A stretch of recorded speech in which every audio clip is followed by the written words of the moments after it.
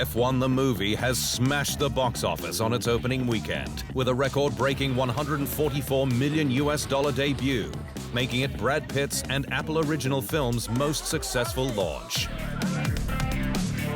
The Jerry Bruckheimer-produced Hollywood film, which hit theaters last week, netted $55.6 million in the USA and $88.4 million internationally in ticket sales, putting it more than $44 million up on the previous benchmark in Ron Howard's Rush from 2013. Down the inside, contact!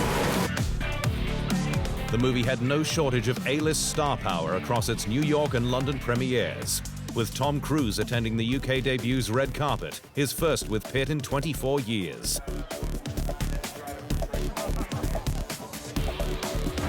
The movie, directed by Joseph Kosinski and filmed across 18 months at Grands Prix all over the world with the help of the sport, sees Pitt playing Sonny Hayes, a washed-up former racer who comes out of retirement to mentor a young gun. I mean, we had to work inside the Formula One schedule on race weekends, so that was a very, very tight, short time frame that we're not used to having. So I had to change the whole way I make films. But the benefit is, when you see this film, you're going to feel like you're at the Formula One race because we were there. Williams is set to analyze the technical gremlins that led to a double DNF in Austria, with two different issues yet to be identified that sidelined both cars for its third non-score in 11 races. Carlos Sainz retired after the formation lap, having been initially stuck on the dummy grid, while Alex Albon pulled into the garage on lap 16 with a suspected power unit issue for his third straight DNF. Albon thinks Williams may be running the car too hot, but wants the squad to perform a deep dive for a solution ahead of the team's home race at Silverstone, where it can score crucial points. We've had 3 DNFs in a row, and it's the same car it was at the beginning of the year, so we need to investigate why it was more reliable then, Albon said.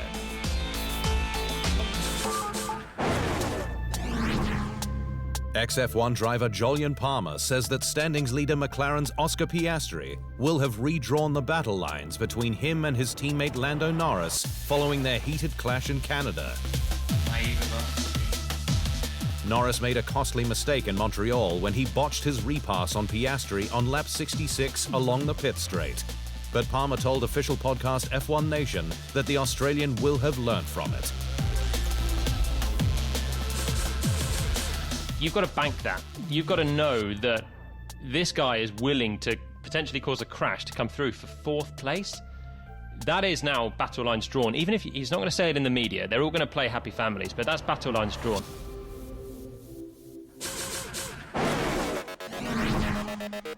Red Bull protege Arvid Lindblad is set to make his F1 debut at the British Grand Prix, with the 17-year-old to take over Yuki Tsunoda's RB21 in FP1 as his push for a full-time drive ramps up.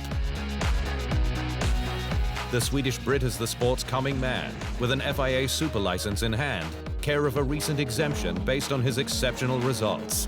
And he is now stepping up, with Red Bull wanting to cover bases, given its reserve Ayumu Iwasa is racing in Japan's Super Formula. Lindblad has impressed with a supreme karting career, 2023 Macau win, and 4th overall on his F3 debut last year with 4 victories. He joined F2 this season and has since taken 2 wins. And Red Bull motorsport consultant Dr. Helmut Marko has been impressed with the young Charger's potential. He is characterized by his mental strength and self-confidence, he said.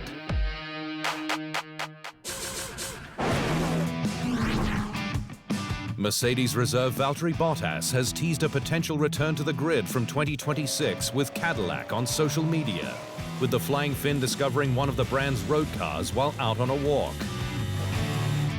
Bottas was last on the grid in 2024 with Sauber, but was dropped for this season and returned to his former home Mercedes as reserve in order to remain razor-sharp for a shot at a 2026 drive. The Finn is now high on Cadillac's shopping list as one of its foundation drivers. and told F1's official podcast Beyond the Grid last month that he believes there's good reasons to be excited about joining. I hope I'm in a good position, and for me, I actually see it very interesting project. You know, something new to Formula One, an American team with a maybe different view to the sport. And for me to, let's say, if I would be there as a driver, would be actually very interesting because you can start from scratch.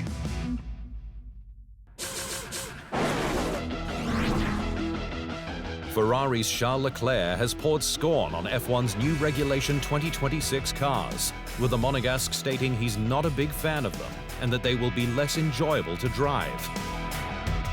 The FIA released the blueprints for the 2026 regulations just over a year ago at the 2024 Canadian Grand Prix, illuminating teams on its plans for leaner cars with balanced engine and electrical power. The teams are now working flat out on making that a reality, with Leclerc spending half his simulator time on the 2026 car. But while the Ferrari star hopes things will evolve with its handling, Leclerc says he's not enjoying his virtual interactions with the Scuderia's next challenger at the moment. It's no secret that I think the regulations for next year are going to be probably less enjoyable for drivers, Leclerc said.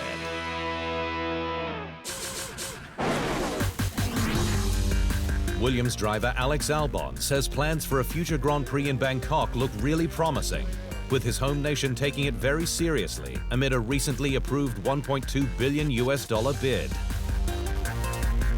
Thailand's capital would prove a strong draw for tourists, with Chatuchak, famous for its market, pinpointed as a potential street track location. While rumors continue, it could run at night like Singapore. It's understood the Thai government is hoping for an initial 5-year deal starting from 2028. And Albon, who's working on the project for his home race, has been impressed with the nation's commitment, with a delegation sent to the last few races. There's not been any setbacks so far, which is obviously very important. I can't really say much, but everything I've seen, the circuit, the initial plans, it all looks really promising, he said. Aston Martin has finally formalized its junior team into an academy, with the ambitious Green Team announcing Spanish F3 pilot Mari Boya as its foundation member. The Aston Martin Academy, created in partnership with DPK Racing, the official team of Fernando Alonso's branded karting chassis, will seek to provide a comprehensive pathway to the top. The Green Mark is not new to developing young talent, having provided a suite of opportunities to drivers, like American Jack Crawford and Jessica Hawkins, its head of F1 Academy. Boya currently sits 13th in the F3 Championship, with a podium scored in the Monaco feature. He was on track at the recent Madrid show run, along a 1-kilometer stretch of the under-construction circuit. Rally legend Carlos Sainz Senior has decided not to run for FIA president, with the Spaniard stating on social media that present circumstances are not ideal and that he doesn't want to compromise his plans for the 2026 Dakar. El Matador is an enduring icon of the sport, having competed in rallying since 1980, and was seen as a strong potential opponent to Mohammed Ben Sulayem, who will now likely run unopposed. Sainz, 63, said he was truly grateful for the support he received while he considered running for motorsport's top role. Despite stepping down from this race, my passion for serving and leading within the motorsport world hasn't changed, and I still believe the organization needs important changes, which I remain genuinely hopeful will be tackled in the upcoming years, Sainz said.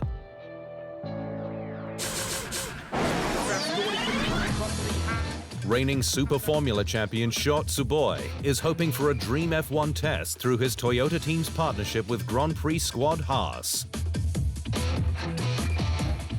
Tsuboi rocketed to last year's Super Formula title with his Tom squad, beating out Mugen's Tomoko Najiri, and did the same in Super GT, his third straight in that series. The Japanese racer says that the title double means he's won everything in his homeland, enabling him to explore other possibilities. With F1 the next step, one possible via Toyota's link with Haas. The idea of having a chance in F1 as part of Toyota has become a big motivation for me, so I would like to aim for that, Tsuboi said.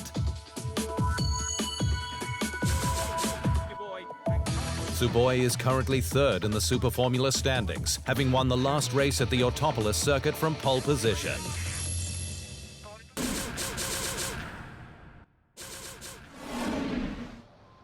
Thanks for watching.